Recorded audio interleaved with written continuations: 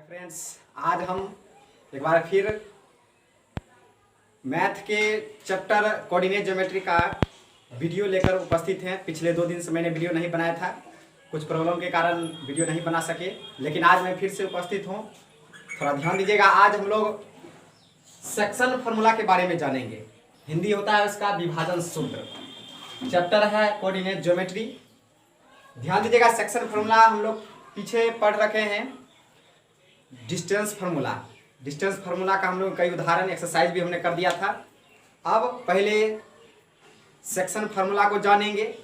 Section का मतलब होता है विभाजन, मतलब किसी भी रेखाखंड पर कोई भी बिंदु विभाजित करेगा या उसको काटेगा तो वहां से विभाजन बिंदु का नियामक। देखिए, पहले बिंदु समझिए। यदि बिंदु ए तथा बिंदु बी को मिलाने वाली रेखाखंड, कोऑर्डिनेट हम लिख दिए हैं दोनों का, बिंदु पी से m अनुपात n यानी m रेशियो n में विभाजित हो तो विभाजन बिंदु का नियामक ज्ञात कीजिए। इस टाइप का प्रश्न आएगा। विभाजन बिंदु का नियामक पहले हम लोग इसका फॉर्मूला देखें। 2 टाइप का ये सेक्शन होता है, एक इंटीरियर सेक्शन और एक होता है एक्सटीरियर सेक्शन। इंटीरियर का मतलब है अंतर विभाजन और एक्सटीरियर सेक्शन का मतलब होता है बाहरी विभाजन। पहले इंटीरियर वाला देखा जाए। अगर मान लीजिए कि कोई भी रेखाखंड, इसी के अकॉर्डिंग ले लेते हैं। ए मान लीजिए कि ए का कोऑर्डिनेट आपको x1 y1 है। यहाँ जो है आपको बी का x2 और y2 है। इस रेखाखंड को यानी ए और बी को मिलाने वाले, दोनों बिंदु को मिलाने वाले रेखाखंड से बना है ए बी।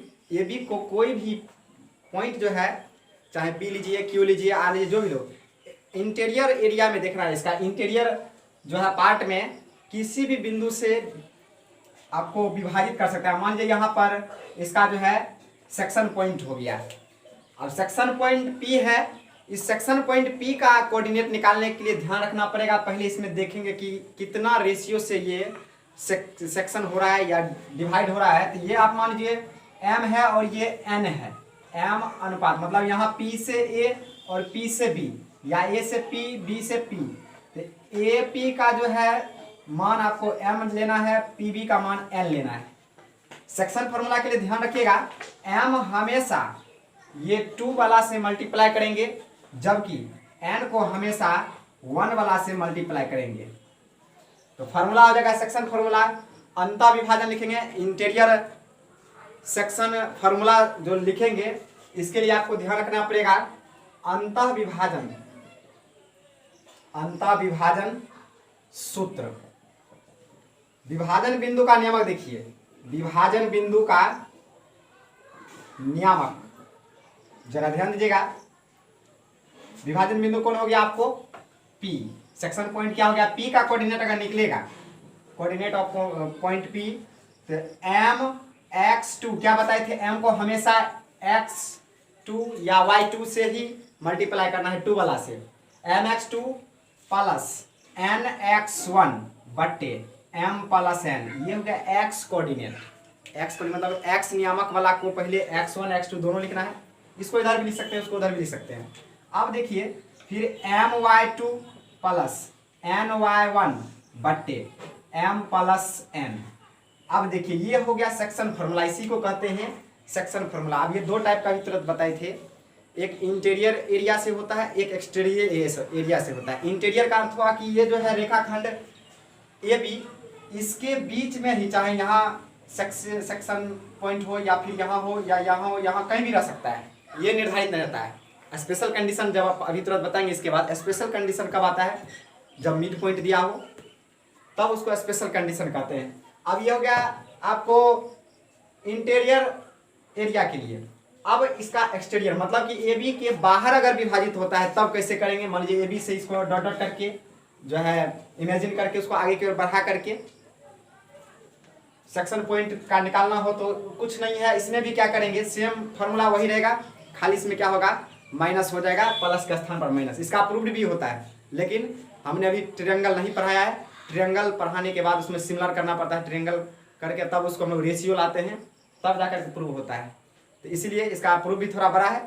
तो यहाँ पर एग्जाम में पूछा नहीं जाता, इसीलिए हमने उसको छोड़ दिया है। अगर ट्रायंगल पढ़ा देंगे तो उसके बाद एक बार हम इसको रिपीट करके दोबारा हम इसको प्रूव करके दिखा देंगे। वैसे अभी बताएंगे तो उतना समझ में नहीं आएगा, ध्यान रखिएगा। अब क्या करेंगे, फिर देखिए अब बाह्य विभाजन के लिए, बाह्य विभाजन के लिए, अब बाह्य विभाजन के लिए ध्यान रखना है कि बाह्य विभाजन के लिए विभाजन बिंदु का नियामक अगर निकालिएगा, विभाजन बिंदु का नियामक निकालिएगा तो बताए थे अभी तुरंत कि कुछ नहीं है, इसमें सिर्फ क्या करेंगे, माइनस लगा देंगे, वही हो जाएगा m plus n m y two, माफ कीजिएगा यहाँ पर माइनस हो जाएगा my2 माइनस ny1 बट्टे m माइनस n। अब देखिए यहाँ पर फॉर्मूला देखिए, ये हो गया आपको अंतर विभाजन, ये हो गया बाह्य विभाजन। अब समझेंगे, जब तक प्रश्न में ये नहीं बोले कि बाह्य विभाजित होता है तब तक हम लोग क्या करेंगे, आपको न्यूट्रल रूप से आपको इसको मानना है, अंतर विभाजन फार्मूला का यूज करना है। सिलेबस में हालांकि अंतर विभाजन के लिए ही बताया गया है। बाह्य विभाजन के लिए आपको एक्स्ट्रा बुक में SF हो गया, भारती वन हो गया, MBD हो गया, या फिर आलोक प्रकाशन हो गया, RD शर्मा हो गया, RS अग्रवाल, ये सब में आपको इसका जरूर आपको दिया रहेगा। NCERT में सिर्फ और सिर्फ आपको यहाँ सिलेबस में दिया गया है। अब समझना है, प्रश्न में डायरेक्ट अगर कहेगा विभाजन बिंदु का नियामक ज्ञात करें तो डायरेक्ट आपको लगाना है अंतर विभाजन सूत्र। यदि आपको कंडीशन दे दिया कि बाह्य विभाजन सूत्र लगाइए, या कंडीशन के अनुसार ऐसा प्रतीत हो कि यह रेखाखंड के बाहर प्रतीत होगा विभाजन बिंदु, तो आप ये फार्मूला यूज कर सकते हैं। अब हम लोग इसका एग्जाम्पल देखेंगे, एग्जाम्पल किस तरह से आप इसका यूज कीजिएगा, अप्लाई कीजिएगा, वो अभी हम लोग बताते हैं।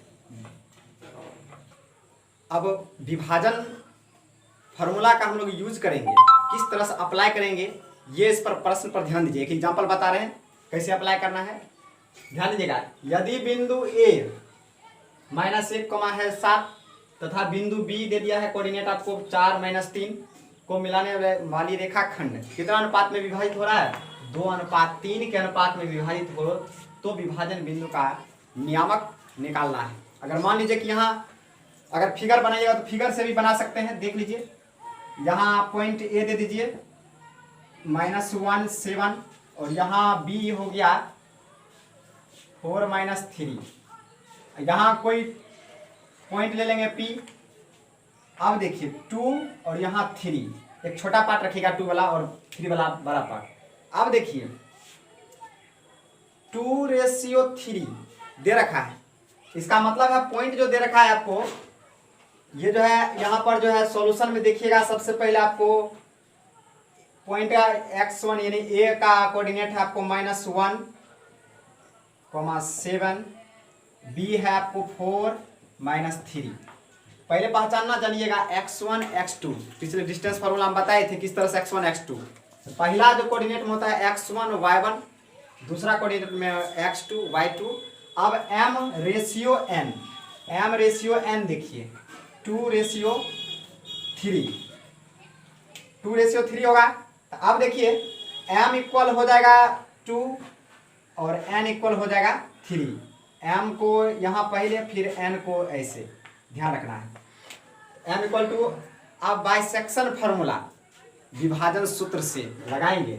जबकि यहाँ देख लीजिए अब क्या बताए थे कि जब तक बाह्य विभाजन नहीं लिखा हुआ रहेगा तब तक क्या करेंगे, अंतर फार्मूला का ही यूज करेंगे, अंतर विभाजन का।